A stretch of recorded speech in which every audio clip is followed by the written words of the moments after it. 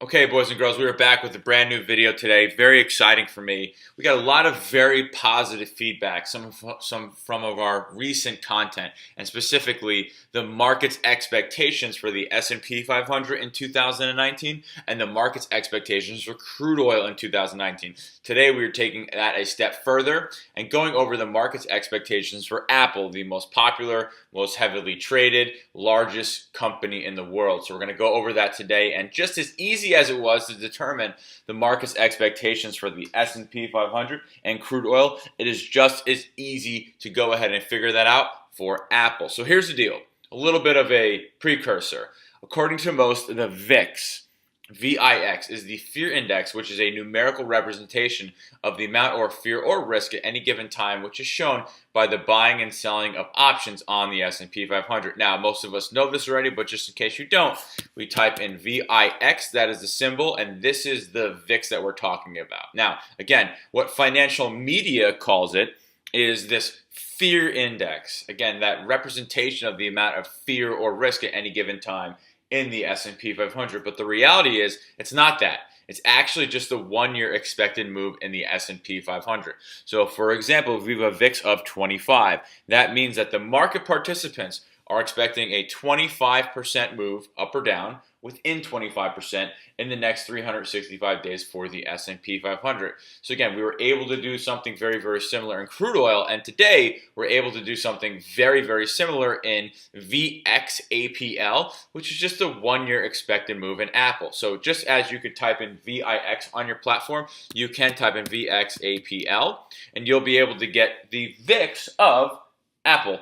And based on that information, you can figure out the market's expectations for Apple at any given time. So here's what it looks like. With the stock price of Apple at $200 a share and VXAPL, which again is the 1 year expected move in Apple, it has an expected move of up or down $20, right? But if you go all the way to the last row on this table that you see in front of you, on January 1st, 2019, the price of Apple, $157.74. Okay, $157.74. And at that time, VXAPL was $41.16, meaning the market believed on January 1st, 2019, that Apple would have a expected move so that it would close the end of the year within 64.93 higher and 64.93 lower.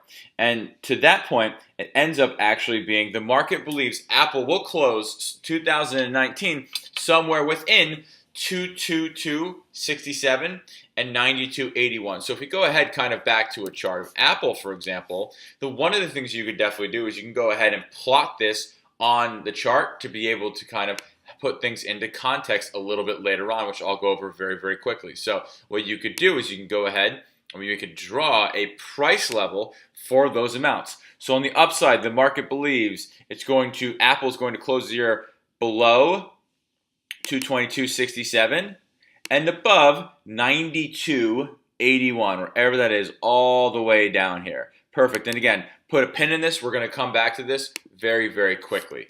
Now, we did a little bit of study to make sure that what we're telling you is accurate. So we did a study over the last 33 years in Apple, and we did the exact same thing in the other videos that I have linked to in the description here.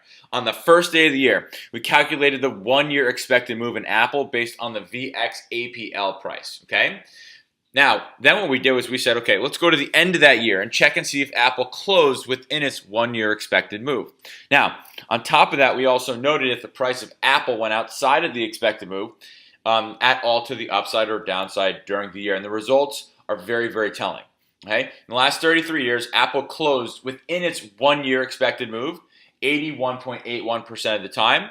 It went higher at any point in time in the year than its high end of the range for its expectations, only 36% of the time. It went lower only 6% of the time. Now, here's where it gets really, really fun. When Apple goes above, over the last 33 years, above its 1 year expected move, it comes back down and closes within that 1 year expectation 75% of the time over the last 3+ decades. And out of those 2 times when Apple went below its 1 year expected move, it closed within that range half of the time, okay? So how can we take advantage of this? How can we make money from this? Because, well, that's the most important thing. So what we can do is what we already did. On January 1st of every single year, calculate the 1-year expected move in Apple using the VXAPL price. And again, you can see that we did that. We have the Apple price on January 1st, 2019 of 157.74. We have VXAPL 41.16. So that's the 1-year expected move as a percentage up or down in Apple based on that price, which again gives us a high end of the range of 222.67 and a low end of the range of 92.81, right? So what we're saying is get that information, and then what we're going to do, we can add sticky notes to our computer. We can include the high end of the range and the low end of the range in terms of a chart, which we've done right here. Okay, so we could definitely do that. But now here's where we want to take it a step further. Again, over the last 33 years, if Apple breaks above the 1-year expectation, 81.81% of the time, it comes down from that price and closes within its range. So if you are a shareholder of Apple at any point in the year and all of a sudden you hit the high end of that range, well, maybe it's a good time to start limiting some of your exposure or taking off some of your exposure because the market says, hey, there's a really good chance that this is kind of going to be the high of the year.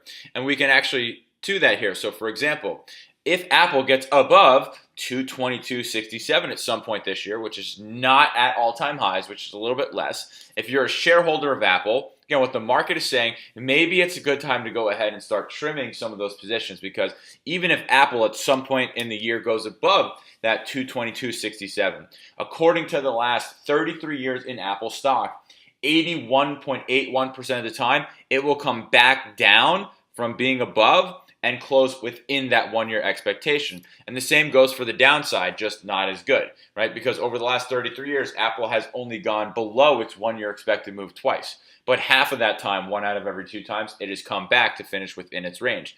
So again, if we see Apple, for example, below 92.81, which for most people would be very, very shocking if that was the case, and you aren't a shareholder of Apple, maybe that would be a great time to go ahead and start allocating some capital towards a position, because what the market says is it really is very unlikely to finish the year below that level. So if we see something happening below, we have great odds that it's going to come higher and finish within that range. So ladies and gentlemen, that's what we got today. Again, I'll link in the description some of the other videos about the S&P 500 and about the crude oil study that we did. But again, numbers are right here in front of you. They don't lie.